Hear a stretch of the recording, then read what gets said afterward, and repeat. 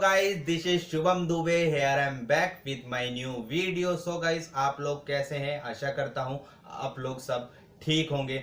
So guys, जैसा कि आपको पता है जो मेरी प्रीवियस वीडियो थी उसमें मैंने आपको बताया था 7 वे फॉर फैट लॉस. उसी तरह से आज से हम उस 7 वे को पूरा कवर करने जा रहे हैं, यानी कि हम उसकी एक सीरीज निकालने जा रहे हैं. गाइज ये सीरीज में बहुत पहले ही स्टार्ट करने वाला था, बट कुछ प्रॉब्लम हो गई थी जिसकी वजह से स्टार्ट नहीं कर पाया.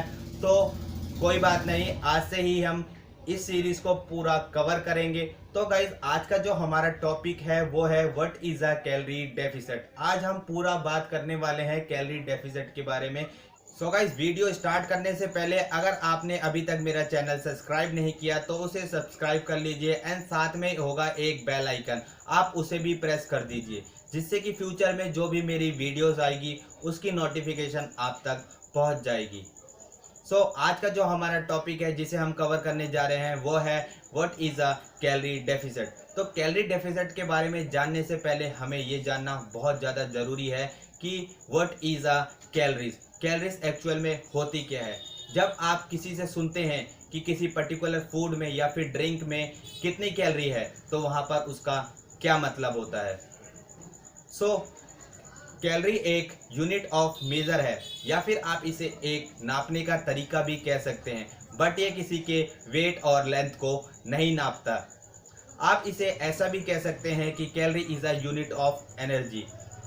अगर आप कोई भी फूड या फिर कोई भी ड्रिंक कंज्यूम करते हो, आपको उसमें पता होता है कि इसमें 100 कैलोरी है, तो वहाँ पर क्या मतलब है, ये आपको समझाने या बताने का तरीका है कि इस पर्टिकुलर फूड को या ड्रिंक को आप अगर कंज्यूम करोगे तो आपकी बॉडी तक इतनी एनर्जी जाएगी. सो गाइस, आई होप आपको अब समझ आ गया होगा कि what is a calories, calories होती क्या है. तो अब बात करते हैं what is a calorie deficit. Calorie deficit यानी कि कैलोरीज की कमी.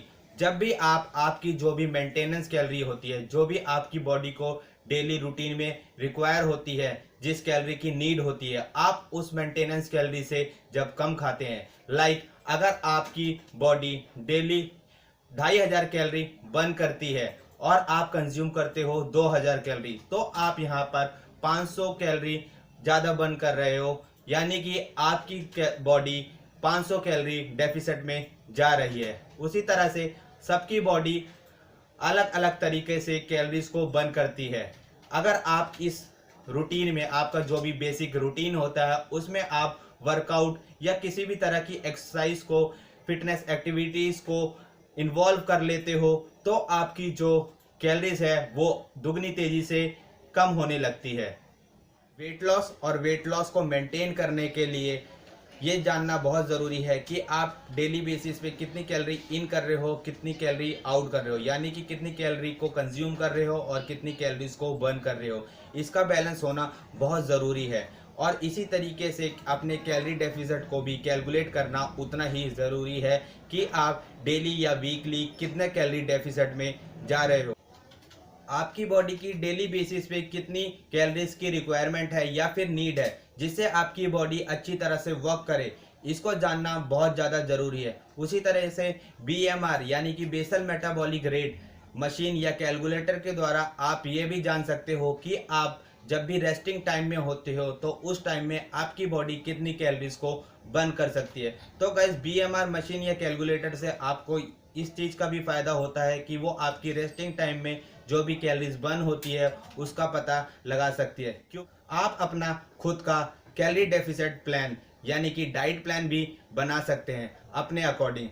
जैसा कि आप उसमें अपने अकॉर्डिंग छोटे छोटे मील ऐड कर सकते हो जिसमें कम कैलोरीज हो, उसको सर्च करके, एंड आप अपने टाइम के अकॉर्डिंग भी अपना मील प्रिपेयर कर सकते हो. क्योंकि हर किसी का शेड्यूल एक जैसा नहीं होता. किसी की नाइट शिफ्ट होती है, किसी की डे शिफ्ट होती है और किसी किसी का शेड्यूल बहुत ज़्यादा बिजी होता है. तो आपको पता होता है कि मुझे इस टाइम पे रेस्ट है, इस टाइम पे फ्री है और मैं अपना मील कंज्यूम कर सकता हूं. तो आप ऐसे करके अपना एक मील प्लान बना सकते हो और आपको उसमें अपना वाटर इनटेक भी अच्छा रखना है. जब आपकी बॉडी में कैलोरीज की शॉर्टेज होती है तब वहाँ पर आपकी बॉडी जो भी स्टोर्ड एनर्जी होती है, यानी कि कार्ब्स या फिर ग्लाइकोजन, प्रोटीन सोर्सेस और फैट उन्हें यूज़ करती है। और जब आप इन्हें भी कम कंज्यूम करते हो, जब इन चीज़ों की भी शॉर्ट सप्लाई होने लगती है आपकी बॉडी को, तो आपकी बॉडी वहाँ पर आपके जो भी फैट सेल्स है और मसल टिश्यूज़ हैं उन्हें भी यूज़ करने लगती है एज अ एनर्जी सोर्स। यहाँ पर फैट लॉस में और वेट लॉस प्रोग्राम में ये बहुत ज़्यादा ज़रूरी है कि आप अपना मसल लॉस ना होने दें। Best tips for calorie deficit जो आपको हेल्प करेगी आपके कैलोरी डेफिसिट प्रोग्राम में। नंबर 1, वॉल्यूम ईट, यानी कि आपको ऐसे फूड का चूज करना है जो कि वॉल्यूम में हो हाई और कैलोरीज में हो लो, यानी कि क्वांटिटी में हो ज़्यादा और उनमें कैलोरीज हो बिल्कुल लो। टिप नंबर 2, मेजर एवरीथिंग, यानी कि आपको जो भी आप चीज़ कंज्यूम करते हो उसको मेज़र करना है, ताकि आपको पता रहे कि आपने जो भी फूड या ड्रिंक कंज्यूम किया है उसमें कितनी कैलोरी है और उसमें कौन कौन से न्यूट्रिशन है, जिससे आपको अपने कैलोरी डेफिसिट में बहुत ज़्यादा हेल्प मिलेगी। Tip number 3, get enough sleep. जब आप एक अच्छी नींद नहीं लेते हो तो उस दौरान आपकी बॉडी में एक हार्मोन रिलीज होता है जो कि है कॉर्टिजोल। ये एक स्ट्रेस हार्मोन है जो आपके हंगर और क्रेविंग्स को और भी ज़्यादा बढ़ा देता है। तो ध्यान रखें, आपको एक अच्छी नींद लेनी बहुत ज़्यादा ज़रूरी है। Tip number 4, don't drink your calories.